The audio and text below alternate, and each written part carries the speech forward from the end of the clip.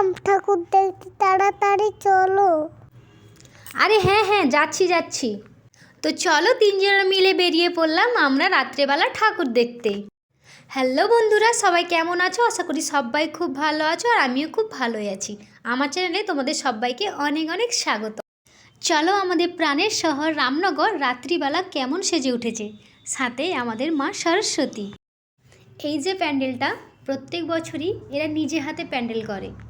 এই প্যান্ডেলের থিম হলো শালুক ফুলের ইতিকথা। এই প্যান্ডেলে যে দেখতে পাচ্ছ ফুল, ঘরবাড়ি, পাখি বা মানুষ যেগুলো আছে সব কিছু কিন্তু নিজেরাই তৈরি করেছে। এমনকি ছোট ছোট বাচ্চারাও তৈরি করেছে, যা এগুলো একটা একটা করে লাগানো হয়েছে। এখানে না খুব একটা জোরালো আলো দেওয়া হয়নি। প্রত্যেকটা ফুল বা ঘরবাড়ির যে বক্সগুলো আছে ওর পিছনে একটা একটা করে স্পটলাইট দেওয়া আছে। আর মায়ের মুখটার কথা কি বলবো, অপূর্ব সুন্দর হয়েছে। ওদের প্যান্ডেলে এটাই ভালো লাগে যে ওরা নিজে হাতে তৈরি করে, আর ছোট ছোট বাচ্চাদেরকেও না আগ্রহী করে তোলে। এবার চলো দ্বিতীয় প্যান্ডেলের দিকে যাওয়া যাক। আচ্ছা, তোমরা কে কে রামনগরে এসছো? আর যারা আসোনি, আগের বছর কিন্তু আসতেই হবে আমাদের প্রাণের শহর রামনগরে। সরস্বতী পুজো আমাদের কাছে একটু বেশি স্পেশাল।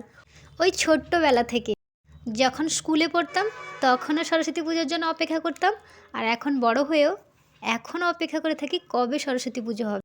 এই যে এখন আমরা দ্বিতীয় প্যান্ডেলে চলে এসেছি। এই প্যান্ডেলটা অতি সিম্পলভাবে তৈরি করেছে, কিন্তু এক কথায় বলবো দুর্দান্ত হয়েছে।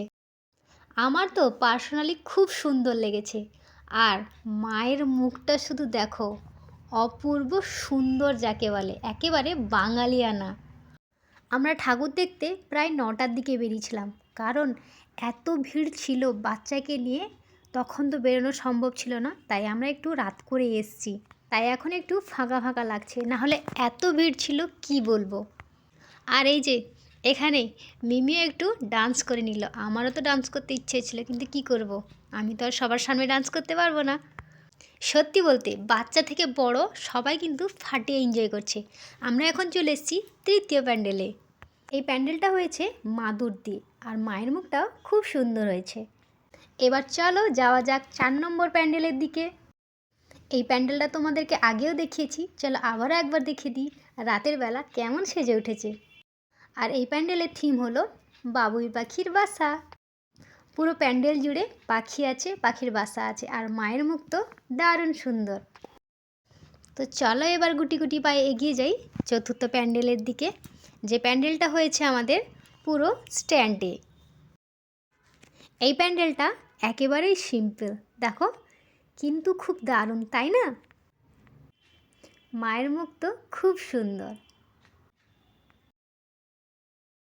এবার চলো যাওয়া যাক পঞ্চম এবং লাস্ট ঠাকুর দেখা। চলো এখানে প্যান্ডেল আর ঠাকুর কেমন হয়েছে দেখে আসি। দারুণ হয়েছে, দারুণ। পুরো একেবারে চারিদিকে সবুজ আর সবুজ, খুব সুন্দর লাগছে এখানকার প্যান্ডেল। আর মায়ের মুখের কথা তো আমি কিছু বলবো না, তোমরা নিজেরাই দেখে বলো মায়ের মুখ কেমন লাগছে দেখতে। কি অপূর্ব সুন্দর লাগছে না মায়ের মুখটা? প্যান্ডেলের যেমন ডেকোরেশন, তেমনই মায়ের মুখটা, এক কথায় দারুণ। আজকের মতো এখানেই ঠাকুর দেখা সমাপ্তি করলাম। অনেকটাই রাত হয়ে গেছে, আরও 2-3 জায়গা মতন ঠাকুর দেখা বাকি থেকে গেল। আচ্ছা এবার তোমরাই বলো কোন ঠাকুর আর প্যান্ডেল তোমাদের সব থেকে বেশি ভালো লাগলো। আর আজকের মতো ভিডিওটাই পর্যন্তই, দেখা হচ্ছে পরবর্তী কোনো এক ভিডিওতে। টাটা।